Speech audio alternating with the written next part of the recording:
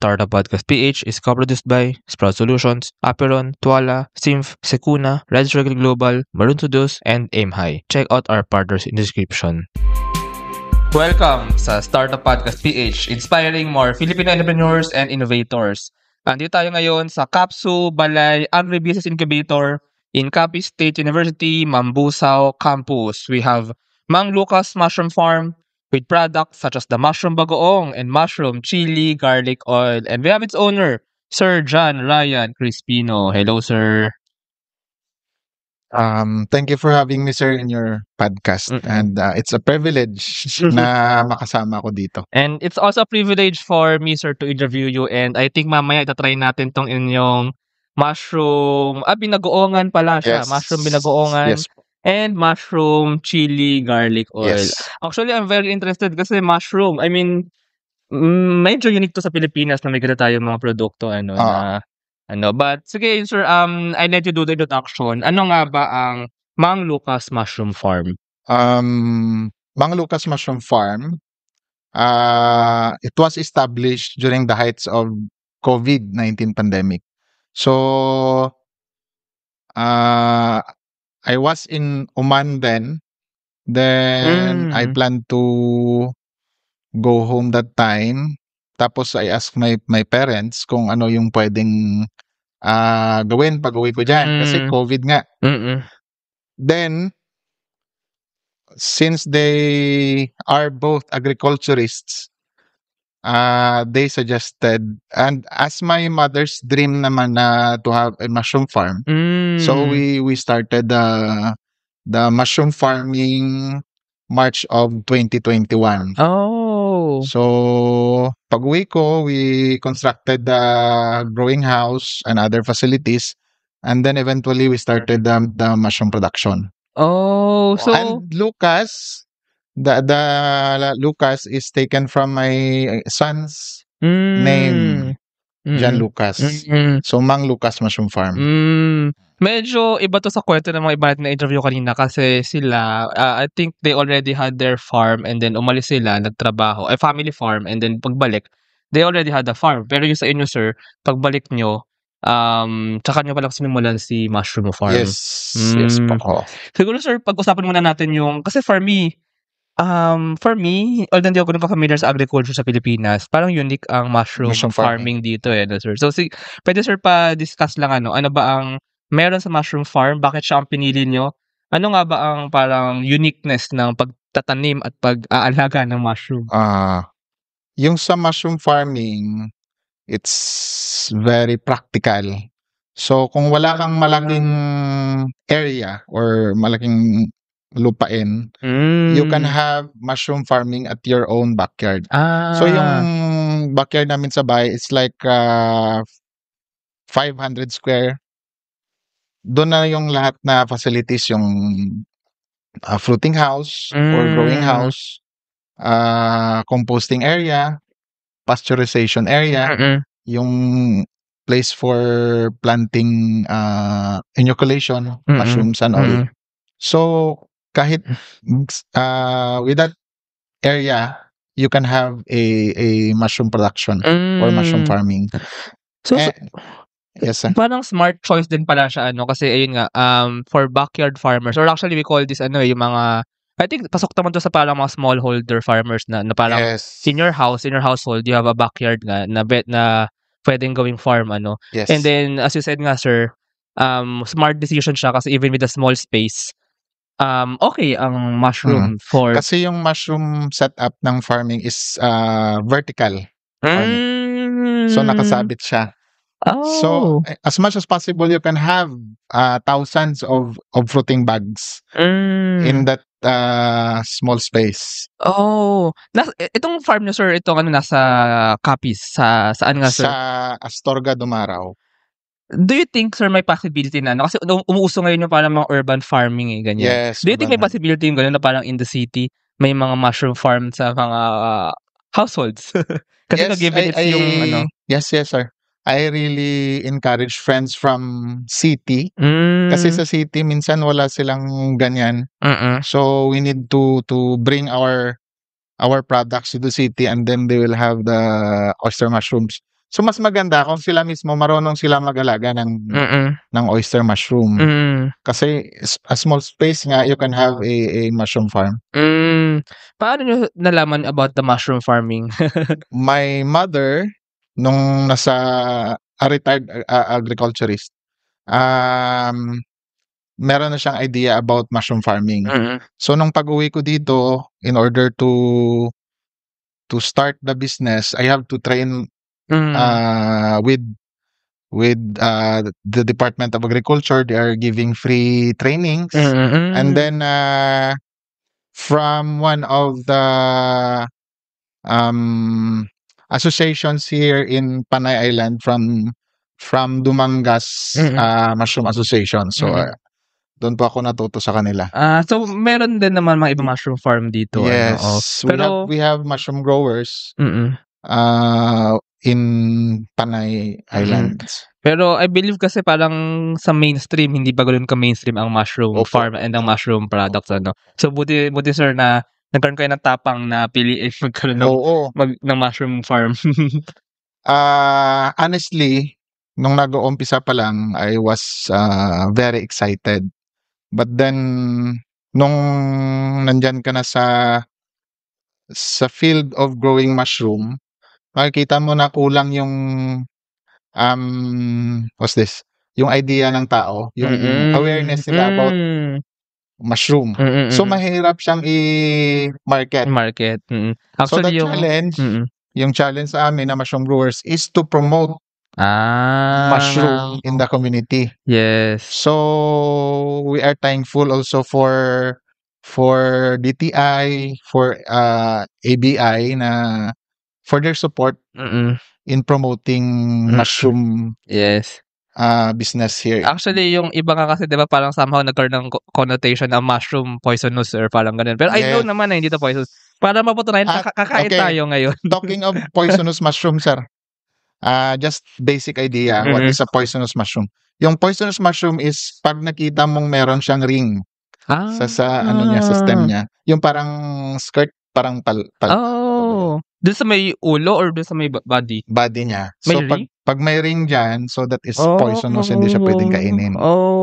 And So for that is sure basic. naman yung mga mushroom nyo is parang carefully selected and nurtured naman itong mga to. So Oyster mushroom oyster yan mushroom. yung pinakamadaling patubuin dito sa climate natin sa Philippines. So that is why practicable siyang alagaan. At saka kasi na mushroom yung kinakain natin sa burger steak yung mushroom dun. Ano mushroom? Button mushroom. So hindi siya I think mahirap siyang patubuin dito sa Pilipinas. Pero actually like sa mga ibang Asian countries, actually like sa Japan, sa Taiwan, yung mga uso yung mushrooms pala dyan, sila shiitake. Yes. Sila, tsaka yung, I think oyster mushroom yung maninipis. Ano ba yung maninipis na mushroom na ano? That's oyster mushroom. Oyster mushroom, yun yung maninipis. Yung parang oyster. Yung kinakain sa hot pot. Pwedeng isama sa hot pot. Pwede mo siyang isama sa hot pot. Actually, shiitake, we can grow shiitake, but it needs a lot of resources. Kasi dapat yung growing house mo is air conditioned. Dapat malamig siya. So, expenses-wise, and resources mo, mas challenge sa growers, sa farmer. But anyway, sir, so sa inyo ngayon, oyster mushroom, no? Ang main yun na tinatanim. And, fina-farm nyo yun, and then yung mushroom, when you harvest it, you turn those into various products, like itong mushroom chili garlic one oil. of our products. Sir, pwede ba natin buksan to? Opo. Or sige, para matikman natin. This one first. And this one, binagoongan. Ano ba mas recommend nyo, sir, na tikman natin ngayon? Binagoongan. Sige. Actually, parang mas maganda pag may rice ulam. Sige, sir, can you share this to our listeners? So, ano nga ba ang mga products niyo sa Mang Lucas Mushroom Farm? One of our products, ito, the mushroom binagoongan, the mushroom chili garlic oil. We also have pickled mushrooms, yung mushroom atsara. That is our first product, the mushroom atsara. And then we have lumpia, mushroom lumpia. Mushroom lumpia as lumpia in Shanghai. Mushroom yung laman. Opo. Ano yun? Vegetarian, but matuturing mo vegetarian yun? Vegan. Vegan. Ano pa? we have mushroom pulveron. Oh, wow. What else? Yes, mushroom with crab paste. Yung aligay Oh. ng yung alamang. So ito mga 'to sir, mainly food naman sila lahat 'no? So I mean for consumption talaga 'no or, Yes. so I mean meron kasi like ibang products kasi like ano, parang oil ganyan, pero ito for food talaga. So Yes. para kainin. So sige sir. I'll just tell a little background kung paano kami nakapag-process nito, sir. Sige sir, oo. Or Paano nga ba ginagawa ang mushroom chili garlic oil? hindi, the story was nung COVID, we have only matigas. Oo nga medyo mahirap buksan, pero kaya yan. Patulong naman. Nung COVID time, Sige sir. we have only one product that is fresh oyster mushroom. Oh, fresh. But then, unfortunately, a member of our family nagka-COVID. So that time, pag may COVID you have to stay at home for 2 weeks, quarantine. So the challenge is paano namin dispose yung fresh oyster mushroom because it will last only for 5 days to a week in the fridge. So we think of making a product. So the first product that we did was mushroom atsara. Mushroom The atsara. pickled mushroom, yung may vinegar. And then later on, we innovated to other products to offer the market different taste, flavors, and to excite yung mga customers. So we did mushroom binagoongan, the mushroom chili garlic oil, with alige, kimchi, and many more. Oh. Actually, ang maganda rin dito kasi ano 'no, these are food innovations actually. Yes. Parang mga really something new eh. Yung mga customers niyo sir, bakit daw nila nagugustuhan itong mga product niyo? Ako I'll try them now. Sige, tikman natin 'tong ano. Yes, Ito that yung is binagoong. binagoongan. Ulam 'to na sir, ulam. Opo. Okay, I Mas like it. maganda pag may rice. Masarap. Yes. Okay, I can eat this my whole life. Masarap. So, I think of making mushroom with bagoong kasi Capiz is a seafood capital sa of the bagoong. Philippines. Yes. And then mushroom with alige, but sometimes alige is yung scarcity of supply ng alige. Kasi not all the time merong alige. So, most of the time or all of the time, the binagoongan is present in our lineup. Yeah, Masarap actually, masarap. Puwede siyang ano yung parang mga ano, pastil, kanin tsaka ito. Yes, opo. Oo. Actually kasi sir kuwento ko lang konti, I actually lived in Taiwan dun ako nung pandemic actually. Usong-uso sa mga dun yung ano, yung mushrooms talaga na parang normal siya na side dish. Normal siya na yung parang fungus nga yung black talaga na. Fungus. Normal siya. Normal siyang kainin. Na-realize ko lang ngayon sa Pilipinas, parang hindi pa tayo gano'n ka-knowledgeable. Yes. When in fact, pwede naman siyang normal kainin, right? So I guess, yun nga, sana ngayon nga mas dumami pa ang mushroom farm or siguro kayo sir, mas mapalaki na pa yung inyong market, mas mapa-spread niyo pa na actually okay kainin ng mushroom kasi masarap siya and masustansya nga ba sir ang mushroom? Yes. Yung nasabi mo kanina na mushroom is poisonous. That's the sad reality about mushroom. Pag sinabi mo sa tao na, "Uy, ano yan, kabuti." Baka tumaas yung blood pressure ko, mga ganon. Baka tumaas yung sugar ko. But actually, it is the opposite. So mushroom can lower blood pressure, lower cholesterol, can prevent cancer. And speaking of cancer, I just would like to share this one. Yung mother ko was diagnosed with liver cancer last November. So sabi ko sa kanya, "Nay, baka it's really a blessing na we have to do mushroom farming to help cancer patient." So ngayon, every time na may lulutuin kami, meron talagang nilalagay kami na oyster mushroom to help Yes. my mother's what's this situation. So Actually, I think kaya nga siya sikat sa mga Asian countries kasi health conscious naman dun and maraming health conscious sa mga yung mga matatandang sa Asian countries. Opo. And I guess sa Pilipinas it's time we start adapting yung ganun diet na normal and healthy kainin ang mushroom. And by the way, actually sobrang sarap niya. Gusto ko siyang I mean oo, isama sa kanin tapos well, actually yun lang, gulay siguro. Yes. Gulay pa pero siya vegan meal siya 'no. So Yes, sir. para din siyang alternative food para sa mga hindi kumakain ng karne. For the vegans nga, for the vegans. So, hindi lang gulay, hindi lang kanin, tsaka hindi lang yung mga tawag dito, yung mga parang vegan plant-based na meat Yes. So actually, you can also now try Mang Lucas mushroom in your diets. By the way, sir, like our mushroom lumpia. So it's vegan. Pero yung texture ng mushroom is like meat din siya pag naluto. So parang will you feel na parang normal na lumpia lang yung kinakain mo? Yes. Pag hindi sinabing pag hindi sinabing mushroom siya, oo, iisipin mo na meat siya. Oo, parang ganun. Ang pricing naman nito, sir, so magkano ang ganitong parang small bottle of mushroom? This is mushroom binagoongan. Yes. That is 135 from the farm. Okay. Got sa mismo sa amin, doon sa amin. So this one, 135? Yes. Sobrang mura. Oo. I mean, kasi kunyari, kung uulamin ko siya, ang tagal nito tatagal sa akin I mean, kasi malasa siya with the sauce actually. Kaya ko 'to patagalin ng 1 week eh. So may ulam na ako for 1 week ng 135 pesos. Healthy pa. Oh. And this one, chili garlic, same price.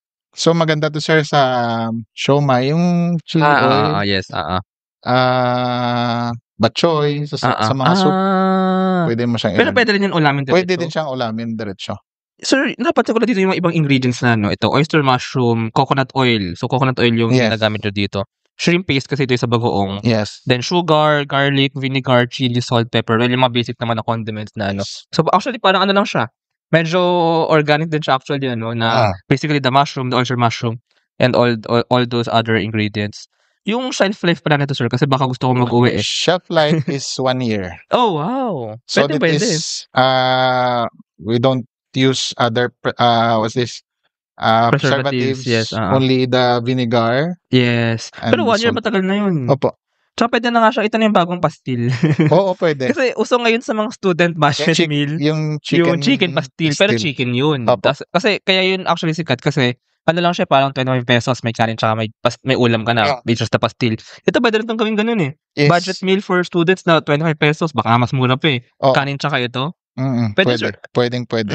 So baka next time sumikat na yung mga ganung tindahan na hindi na pastilan. Dati kasi uso yung mga bentelog. Yung mga benteng silog. 20 pesos. Tapos nagkaroon ng time ngayon uso yung mga pastil. Sa mga eskwelahan ganyan eh. Then ngayon baka in 3 years mushroom. Mushroom rice. Pwede.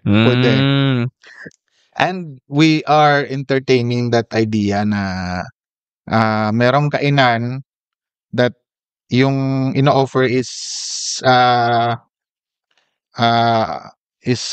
mushroom based na products na ulam. Burger na mushroom. Parang pwede. Mushroom burger dati. Yes. Pero actually maybe it's time kasi medyo na yun eh. Medyo na siya eh. Lie-low na si So, mushroom longganisa. Maybe it's time na more restaurants adopt mushroom talaga as its karne. As its Pwede. By the way, sir, ang mushroom ba may protein content din or substitute for protein, pwede yung mushroom. Yes. Okay. So complete pala ang mushroom. Opo. Oh, wow. It helps also iron absorption yung mushroom. Pag kulang ng iron yung katawan, pwede siya na so let's try a mushroom diet. Is payroll processing taking too much of your time? Introducing Sprout Payroll Starter. For as low as 5,000 pesos per month, you get a team of experts to help you with your payroll and HR needs. We'll help compute and process payroll, handle all your government compliance requirements, and automate timekeeping. Leave the payroll to us so you can focus on growing your business. Enjoy peace of mind with Sprout Payroll Starter.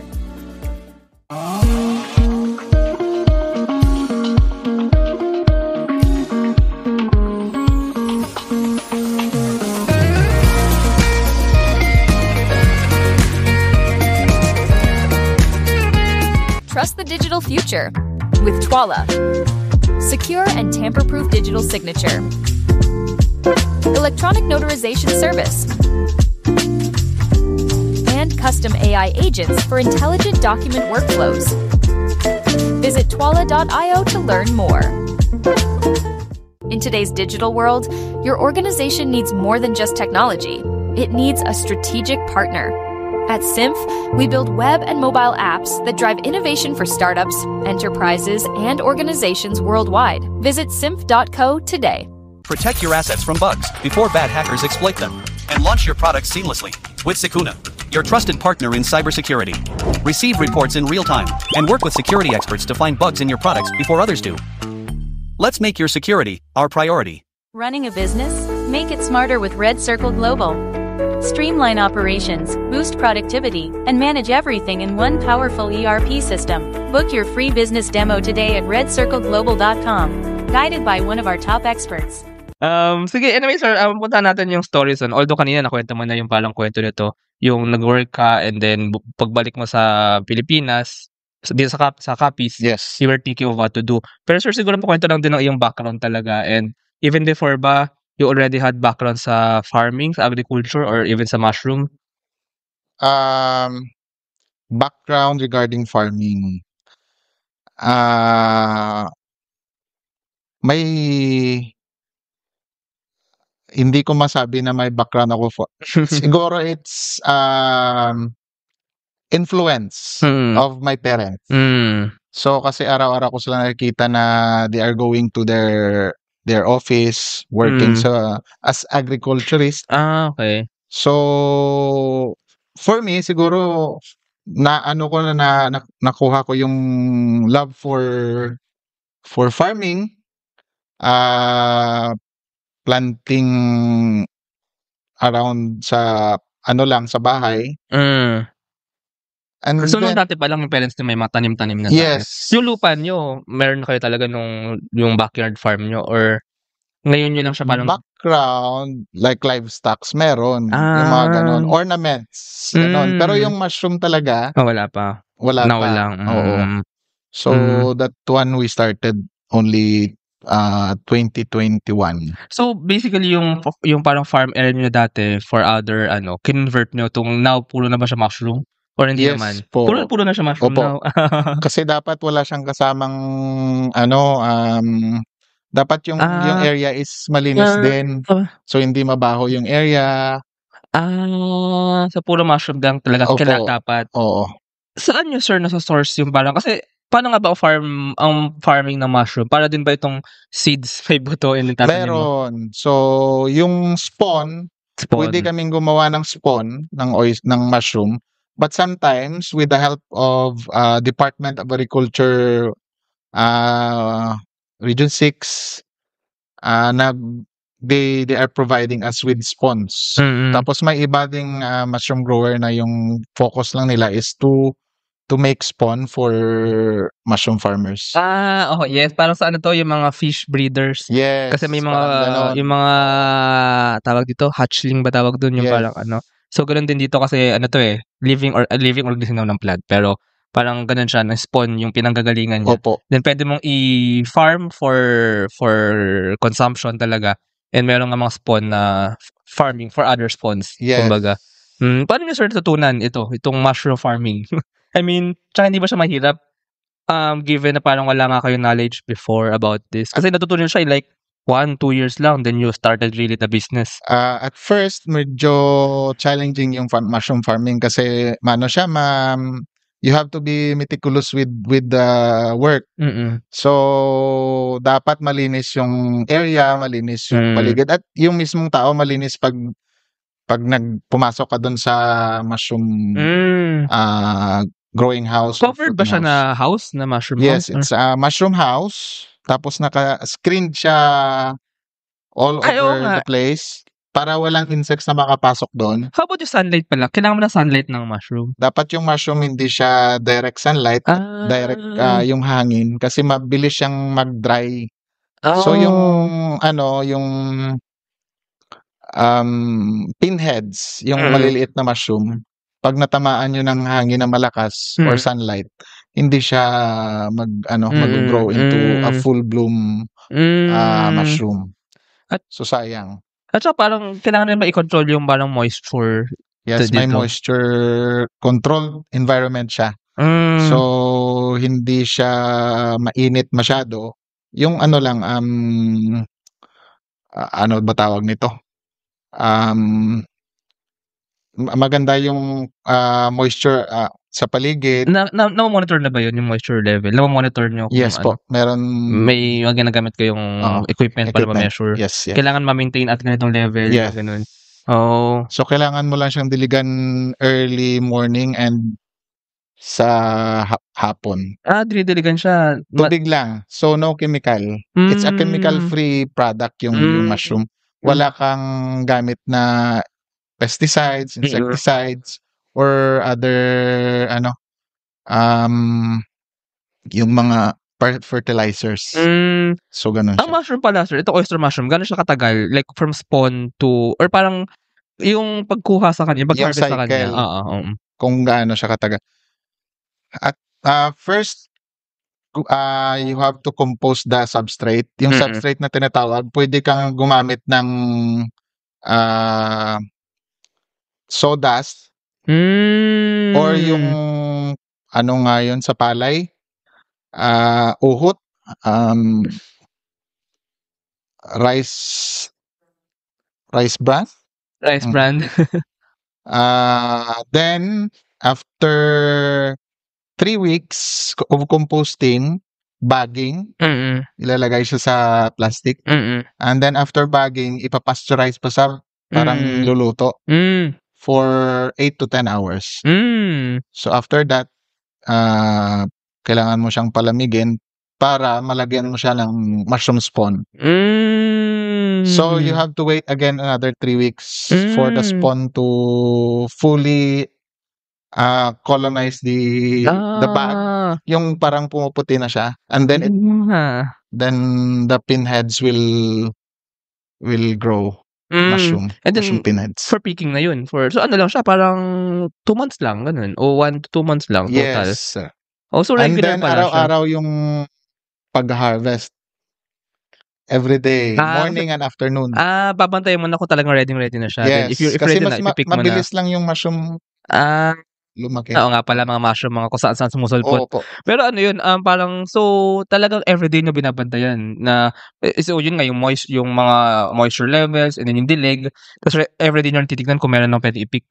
Yes. Kasi pag lumampas, hindi na maganda yung product. Ikaw ang gumagawa nito, sir, o do you have like parang mga, na rin, helpers? Ganyan? As owner, you really have to know how to do the work. Pero meron kaming mga on-call helpers, yung gumagawa ng composting, bagging, and inoculation, yung pagtatanim. And then the rest, kami na yung nag-harvest sa kasi magaan yung trabaho. Mag-harvest ka ng oyster mushroom. Actually, yung nanay ko talaga nag-enjoy siya sa pag-harvest araw-araw ng oyster mushroom. Yun. Ayun. So, ganun pala gumagana ang mushroom farm. But another question pala, sir, kasi sabi niyo nga kanina, ang first product niyo is mushroom atsara, parang pickled mushroom. So, nung ginawa niyo ba yung mushroom farm, did you already had in mind na ito yung gagawin niyo? Na nagagawa kayo ng mushroom pinagoongan, or it happened lang really along the way, ganun? I think nung what's this? Nung 2 weeks na ano nga tawag do'n? We were inside our home kasi may COVID. Yan, pandemic, yes. One of the family has COVID. Mm-mm. So, we were forced to innovate.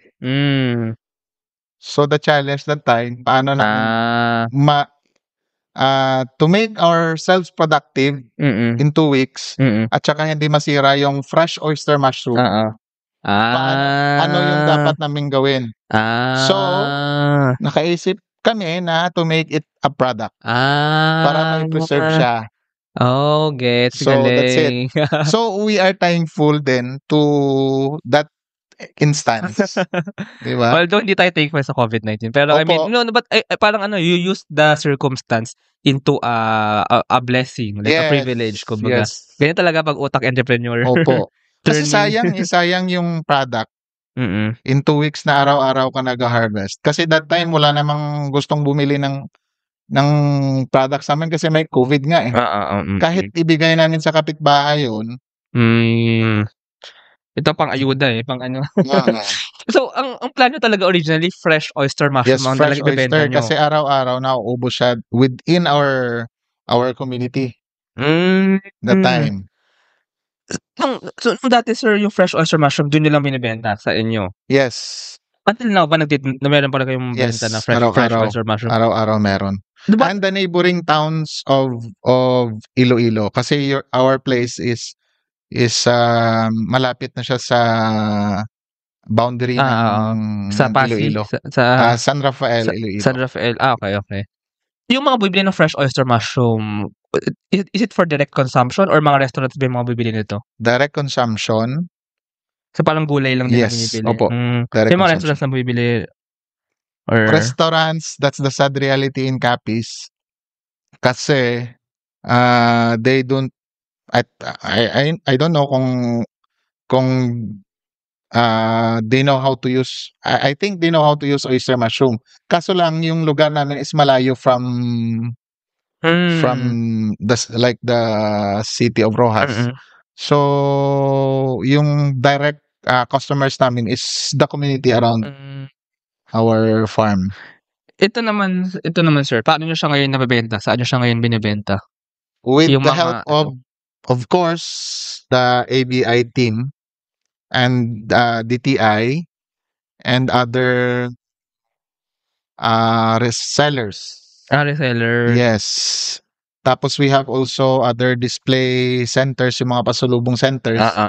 Pwede nilang and a friend na nagtatrabaho sa airport, so every time siya from Manila, he will bring boxes of our product like bagoong and chili oil and then sell it sa airport. Opo.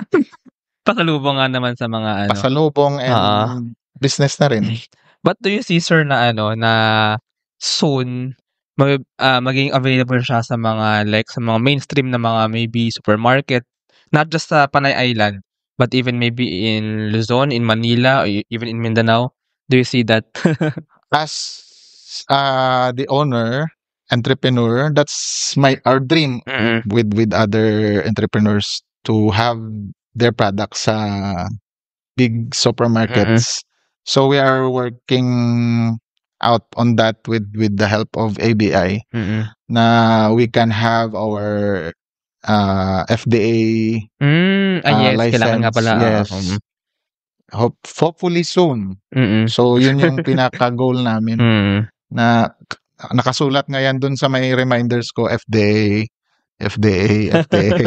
Para talaga maano na siya, commercialize para makita kasi maganda naman na makita mo yung product mo nandyan sa sa supermarket sa restaurants, ganyan. Kasi meron mga ibang supermarkets and mga stores na parang talagang they allot space for Filipino local products. Yes. So yun yung target na maging ma-mainstreamize siya sa mga ganong stores. And we are also thankful for other pasalubong centers na they accommodate products without FDA permit. Okay. So sa mga startups, we are very thankful for that. And by the way, sir, speaking of Balay ABI nga dito sa Capsu, Paano nga ba kayo, sir, napunta dito? Paano kayo na-incubate? With I'm thankful for Ma'am Ging Legaspi kasi when we started the Mushroom Association in Capiz, one of the faculty dito sa Capsu, she approached me kung pwede ako maging incubatee for the second batch of ABI. So Paano kayo, sir, nakilala niya? Paano kayo nakita? nagkasama kami sa Mushroom Association. Okay. So yun. Mm. Like other incubatees na nakilala yung one of the staffs of ABI, tapos invited to attend the trainings. So I'm very thankful for ABI. And then, isa pa tanong, sir, kasi actually, you mentioned kanina na maybe kailangan pa ng parang i-spread yung kaalaman sa mga Pilipino na healthy nga naman ang mushroom kainin. Aside from just selling now the fresh oyster mushrooms and itong mga products na ito, food products na ito, do you also parang put effort into, kasi yun yung problema as a startup din as a really food innovation na kailangan nyo ring somehow i-spread yung knowledge. So may efforts ba kayo on parang spreading the good news of mushrooms as okay na diet or good diet? With the help of Department of Agriculture and our farm, na we are giving free training for those who would like to venture sa mushroom farming. And every time na may customers na pumunta doon sa farm, we really encourage them na, you start mushroom farming kasi kulang yung supply ng mushroom dito sa Panay Island. Like last month, one of the customers looking for like 3 kilos of oyster mushroom only. Pero walang mai-provide from Capiz, walang mai-provide from Iloilo, from Aklan, and from Antique. Kasi kumukulang yung supply ng oyster mushroom dito sa Panay Island mismo. So sa ngayon pala kulang pa ang capacity, ang production ng mushrooms.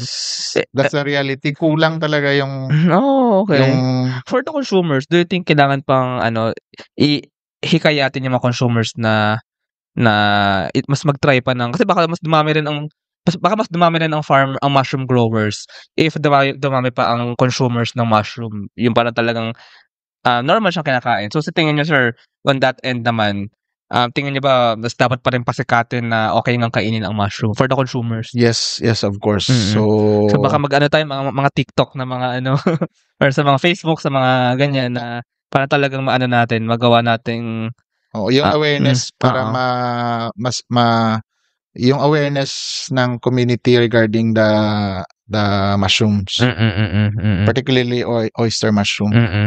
So pwede nga. But sometimes the challenge also is kasi oyster mushroom is a high value product, so the price is a bit pricey.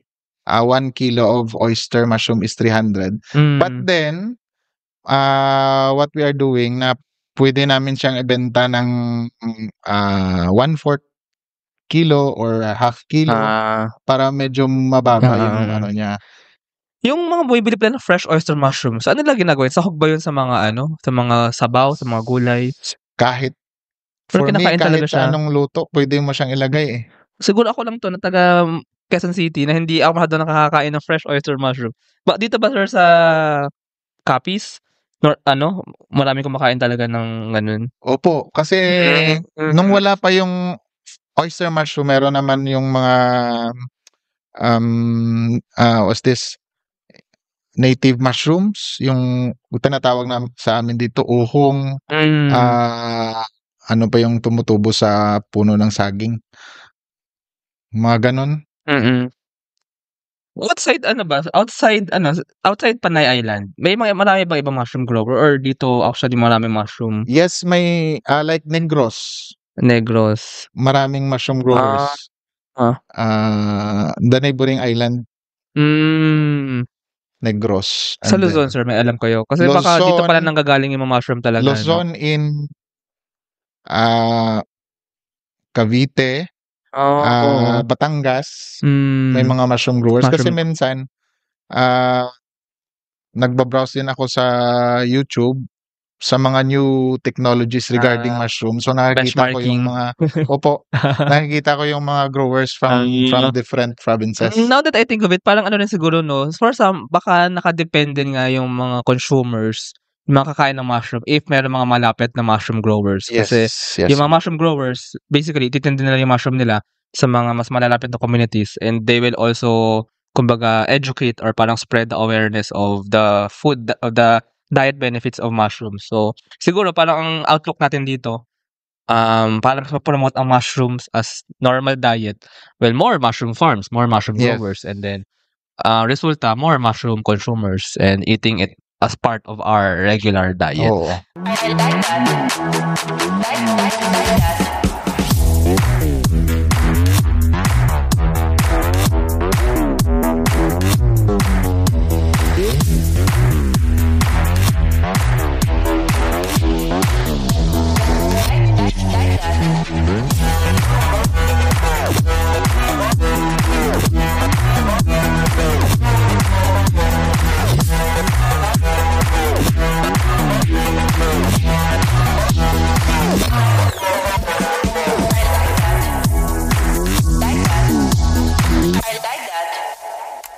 Introducing Aim High. Smarter construction management starts here.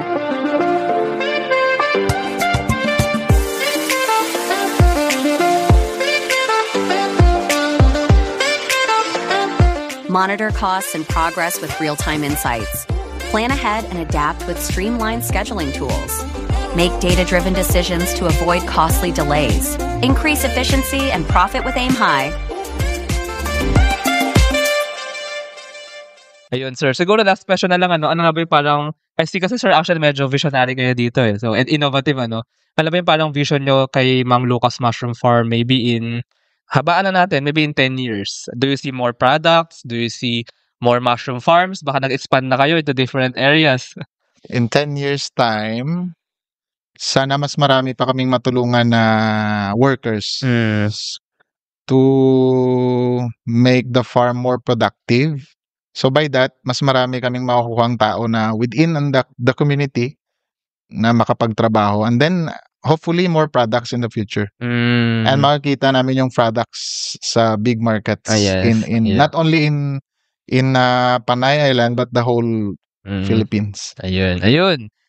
So, masarap actually. So, baka meron tayong mga listeners dyan na gustong itry ang mga food products ni Ma'am Lucas Mushroom Farm. So, if our listeners want to know more about you, sir, baka gusto nilang bumili. Available ba ito sa Shopee, ganyan, or sa Facebook? So, sa Facebook. Pwede mag-order. We have our Facebook account, Ma'am Lucas Mushroom Farm. Ayun, so paki-invite sir ang ating audience. For those who would like to try our product, you can contact Ma'am Lucas Mushroom Farm in Facebook.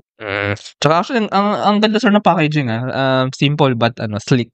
Yes. Tsaka ang ganda ng ang ganda ng design actually. And actually, we have new packaging sa tulong din ni ABI. Kaso lang, we need to register that para maging sure na hindi maggagaya ng iba. So, hopefully in the future, we will have new packaging.